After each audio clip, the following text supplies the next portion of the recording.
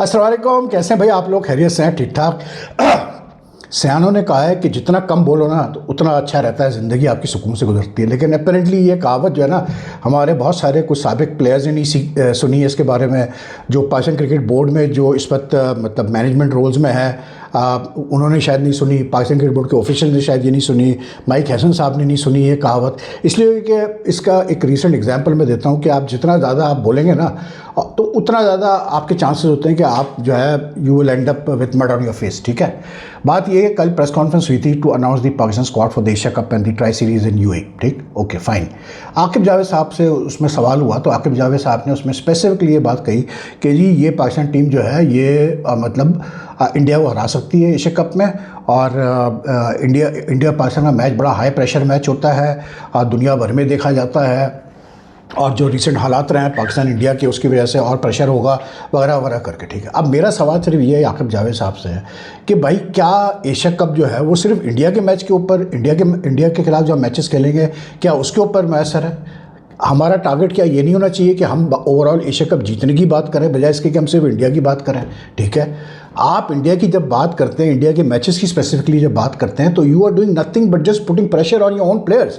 इसलिए क्योंकि आपकी जो टीम है, any team without Babar Azam and Rizwan will be considered a new look team. ठीक है, इस टीम में जो सेलेक्ट हुई एशिया कप के लिए, इसमें नए प्लेयर भी हैं, इसमें यंग प्लेयर्स भी हैं, इसमें एक्सपीरियंस प्लेयर्स भी है। It's a mix of players. ठीक है, लेकिन it's a new look team.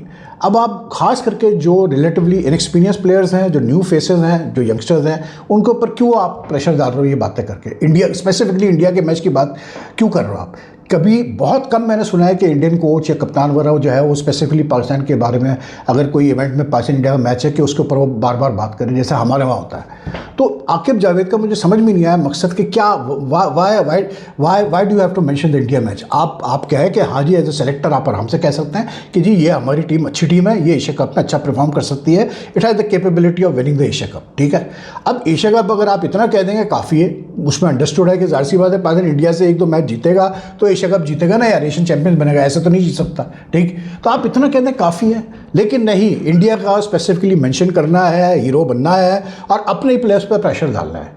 एक तो ये इंडिया के साथ ये जो रमीज़ राजा चेयरमैन था ना, उसके दौर में ये स्टार्ट हुआ ये खेल, ये इंडिया पाकिस्तान वाला। मतलब 2021 का वर्ल्ड कप हुआ, उसमें पाकिस्तान सेमीफाइनल में हार गया, ऑस्ट्रेलिया से बुरी तरह से हारा एंड में। ठीक है, लेकिन रमीज़ राजा के लिए बस ये काफ़ी था कि हमने इंडिया को हरा दिया जी, मतलब T20 वर्ल्ड कप में। ये है इन लोगों की सोच यार। भाई आप एशिया कप जीतने की बात करो यार, आप इंडिया का मैच क्यों आप फोकस कर रहे हो सिर्फ यार? आप बात करो पूरे एशिया कप की। 92 का 50 ओवर्स के जो वर्ल्ड कप्स हुए हैं आज तक, उसमें कभी भी पाकिस्तान ने इंडिया को नहीं हराया। ठीक है, लेकिन जब 92 का वर्ल्ड कप जीता पाकिस्तान, किसी को याद है आज तक कि उस 92 के वर्ल्ड कप में इंडिया से हारा था पाकिस्तान? 1999 का वर्ल्ड कप फाइनल हम खेले, उसमें भी इंडिया से हारा था पाकिस्तान, किसी को याद है कि उसमें इंडिया से हम हारे थे? आप स्पेसिफिकली, हम खुद प्रेशर डालते हैं अपने प्लेयर्स के ऊपर इस किस्म की बातें करने की।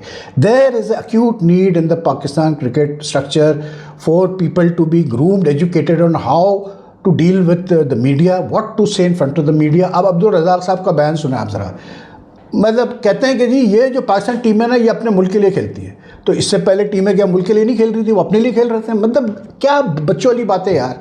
माइक हैसन एक और मिसाल, वो भी अब आहिस्ते आहिस्ते पाकिस्तान के कल्चर में आ रहे हैं। वो कहते हैं, उनसे पूछा गया बाबर आजम को क्यों नहीं लिया आपने जी एशिया कप में, तो फरमाते हैं कि जी हमने बाबर आजम से कहा अपने स्ट्राइक रेट पे काम करो। अगर बाबर आजम को अपने स्ट्राइक रेट पे काम करने के लिए आप कह रहे हैं तो भाई पर मुझे ये समझा दो हसन साहब या पीसीबी वाले कि फिर सलमान अली यादव कैसे सेलेक्ट हो गया भाई टीम में, कप्तान कैसे बन गया वो? उसका क्या स्ट्राइक रेट बाबर से बेहतर है?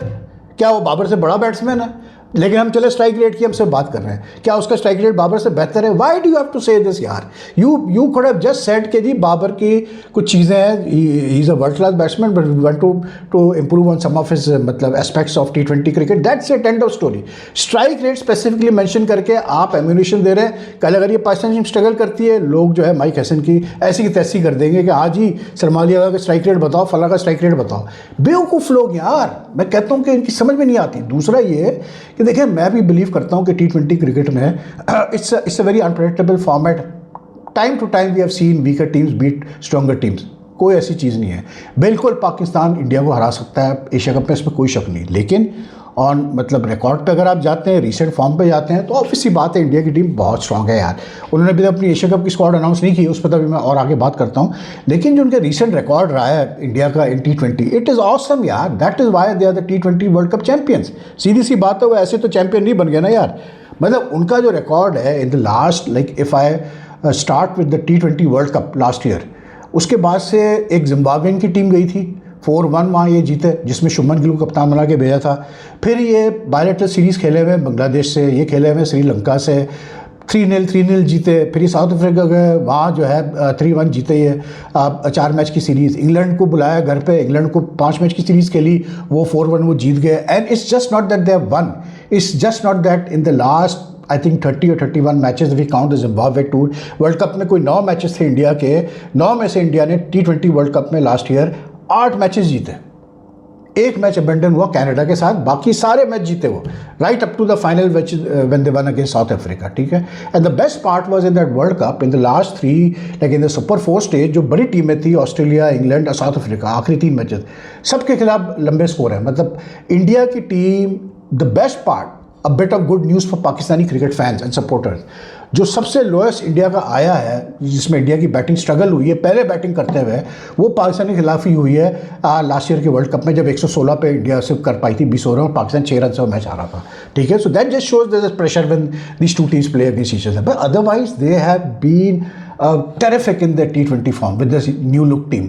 इसीलिए मुझे हैरत हो रही है, ये जो बातें हो रही है कि जी शुभमन गिल को डालो और इसको डालो और उसको डालो और फला करो और ये करो। अबे भाई, जो टीम आपकी खेलते आ रही है, इंग्लैंड के खिलाफ खेली, जो टीम साउथ अफ्रीका के खिलाफ जाके खेली, जो टीम श्रीलंका बांग्लादेश को मारा, जो टीम जो है जिम्बाब्वे खेली, जिम्बाब्वे में तो चेंजेस थे काफ़ी कि उसमें बहुत सारे प्लेयर्स नहीं गए थे, लेकिन जो सूर्या कुमार यादव ने जो कप्तानी की है जिन मैचेस में, इंडिया हैज़ बीन ऑसम यार। They have been so destructive in the batting कि जब इन्होंने पहले बैटिंग की है, मतलब आप इस तरह करें कि at one stage in 3 matches against Bangladesh, 3 matches against Sri Lanka, in 6 successive innings they had totals of plus 200। 6 successive innings 200 से ऊपर इन्होंने ठोके हैं पहले बैटिंग करते हुए। इंग्लैंड आई 247 का हाईएस्ट टोटल किया against England when they one 4-1 at home, ठीक है। उसके बाद बांग्लादेश बेचारी 3-0 जो हारी थी इंडिया से, इंडिया की खेली, उसमें बांग्लादेश के खिलाफ जिनका हाई स्कोर था इन हैदराबाद 297 यार। फिर ये साउथ अफ्रीका गए, उसमें एक मैच में 283 फॉर 1। मतलब आप सोचें कि कितने, मतलब you can see the depth of this Indian T20 squad. मतलब यू कैन सी कि कितने ये मतलब डेडली किस्म की टीम है और कितनी डिस्ट्रक्टिव टीम है ये। ऐसा नहीं है कि they have just lost 2 matches in the last से 30-31 matches, just 2 matches. One they lost to England at home, then they lost 1 to South Africa, and in both those cases if I am not mistaken they batted second, ठीक। तो ये India की team है बहुत strong, उसमें कोई शक नहीं, ये बहुत स्ट्रांग टीम है भाई। तो आप अपने प्लेयर्स के ऊपर मत अभी से प्रेशर डालो बकवास करके कि हम ये कर देंगे, हम वो कर। अबे चुप रहो, बस खामोश रहो। जब मैच आएगा खेलो, अच्छा खेलो, कोशिश करो, बिल्कुल आप जीत सकते हैं और बिल्कुल आप जीत सकते हो, आप जीतोगे भी, ठीक है। लेकिन खामोश, बकवास करने की ज़रूरत नहीं है यार ज़्यादा। बक बक बक बक हर चीज़ पे जिप इट करो यार, खुदा के लिए। कब ये लोग मतलब इतनी, वही वाला मसला है ना कि बहुत सारे हमारे क्रिकेटर्स, चाहे वो फॉर्मर हो प्रेजेंट हो, बहुत सारे तो दे लैक मतलब प्रॉपर एजुकेशन। उसकी वजह से ये हम जो है ये बंद देखते हैं इनसे, जो ये जिस किस्म के उल्टे सीधे बयान दे रहे होते हैं। ये बाबर को लेके देख लें आप, किस किस्म के बयान चल रहे हैं, एक कल से आपके सामने है यार। बट फॉर हेवन सेक यार, मतलब let this team don't add extra pressure on them कि वो बेचारे और प्रेशर में ये बच्चे आ जाएं इंडिया से खेलने से पहले मैं बता दूँ। रही बात जी इंडिया की T20 स्क्वाड अब तक अनाउंस नहीं हुई है। सुना यह है कि कल अनाउंस होने वाली है इंडिया के मतलब T20 स्क्वाड। और मुझसे अगर आप पूछें ना यार, देखो सीधी सी बात है, मैं तो सच बात करूं, मुझे गिल की जगह नज़र नहीं आती। इसलिए क्योंकि मैं क्लियर बात करूं तो वो ये है कि भाईजान आप एक विनिंग कॉम्बिनेशन को क्यों छेड़ेंगे मुझे बता दें, अनलेस एंड अनलेस के इंजरीज का मसला ना हो। अब एक विनिंग कॉम्बिनेशन जब होती है आपकी, उसमें सारे प्लेयर एक वक्त में परफॉर्म नहीं करेंगे। Surya Kumar Yadav, despite being the captain, in his last 7 innings he has not reached last 7 T20 innings he has not reached 50 in internationals, ठीक है। अब Sanju Samson struggled against England, ठीक है, कोई मसला नहीं, लेकिन और लोगों ने भी स्ट्रगल किया हुआ, लेकिन जैसे रिंकू सिंह ने भी स्ट्रगल किया। लेकिन जब आप एक कॉम्बिनेशन बनाते हैं, विनिंग कॉम्बिनेशन बनाते हैं, उसमें आप 1-2 प्लेयर की फॉर्म नहीं देखते, आप देखते हैं कि एज ए यूनिट ये कैसे क्लिक कर रहा है, क्योंकि ऑब्वियसली बात है, अच्छा प्लेयर है जब भी वो इंडियन टीम में खेल रहा है। तो अगर आज उसने रन नहीं किए 2 इनिंग्स में, तो तीसरे में करेगा रन। तो गंभीर का अगर मैं माइंड सेट देखूँ, जब से गंभीर ने टेक ओवर किया after the T20 world cup के बाद से, जब वो हेड कोच बना है और T20 स्क्वाड उसने नए सिरे से बनाना शुरू किया है, I think his philosophy is very simple, get all the specialist T20 players into one team, और दूसरा ये कि खुल के खेलो भाई, और कॉम्बिनेशन को मत छेड़ो। तो आई डोंट थिंक कि जो कल स्क्वाड अनाउंस होने का चांसेस है इंडिया के एशिया कप के, आई थिंक कि शायद गंभीर ये ज़रूर करेगा कि गंभीर को भी पता है कि इंग्लैंड टूर के लिए 1-2 प्लेयर्स के साथ ज़्यादती हुई है, इसमें कोई दो राय नहीं है, ठीक है। Like Shreyas Iyer is one example. तो I think Shreyas Iyer will make his way to the T20 squad, because given his form in T20 cricket in the IPL and all that, वो उसकी जगह बिल्कुल बनती है T20 में, ठीक है। रीसेंट डोमेस्टिक फॉर्म वगैरह भी अगर आप ले लें, तो मुझे जो लगता है श्री सैयर का एक होना मतलब एक बनेगा। दूसरा ये कि यार Jaiswal, I would like to see him in the team, क्योंकि ठीक है अभिषेक और संजू सैमसन की ओपनिंग बहुत अच्छी रही है, they are very destructive, all that said and done, लेकिन Jaiswal I would definitely have in the 15-16 member squad for the Asia Cup, क्योंकि वो बड़ा सुथरा प्लेयर है यार, वो मतलब सारे फॉर्मेट का, across all formats, is a very very fine player and is a very very मतलब on his day he can savage any bowling attack. तो मैं जायसवाल को ज़रूर रखूँगा, श्री सैयर को ज़रूर रखूँगा, ये दोनों प्लेयर्स होने चाहिए। शुभमन गिल ज़रूरत नहीं है आपको, क्योंकि शुभमन गिल सीधी सी बात है, जिम्बाब्वे में वो कप्तान था जब मेन प्लेयर्स नहीं गए थे, लेकिन उसके बाद से जितनी भी T20 last I think they played around 25-24 matches, जितने भी मैचेस हुए हैं, Shubman Gill has not been part of the T20 squad. तो वो उसने इंग्लैंड में चाहे 600-700 रन किए, उसकी जगह नहीं बनती इस T20 स्क्वाड में, सीधी सी बात है। आप विनिंग कॉम्बिनेशन को नहीं छेड़ सकते। To me the Indian squad is very simple. आपका Abhishek Sharma has served you very well, Sanju Samson has served you very well, Tilak Varma, Surya Kumar Yadav, Hardik Pandya, Akshar Patel, Rinku Singh, ये आपका बेस था पिछले कई आपके T20 इंटरनेशनल में, ये आपका बेस रहा है, ठीक है ना। तो इसमें आप मतलब बुमराह अगर फिट है तो I would definitely put Bumrah in, लेकिन फिर फास्ट बॉलिंग में वही अर्शदीप सिंह खेला है, हर्षित राणा खेला है, और उसके अलावा जो है against England they tried Shami for a couple of matches. Siraj को मैंने समझता है इनको लेना चाहिए, इसलिए क्योंकि he is at a very tough tour of England, is bowled a lot of overs, तो उसको ब्रेक चाहिए, उसको आप ब्रेक दें, और वो वैसे भी T20 स्क्वाड का हिस्सा नहीं रहा है इन रिसेंट मैचेस, ठीक है।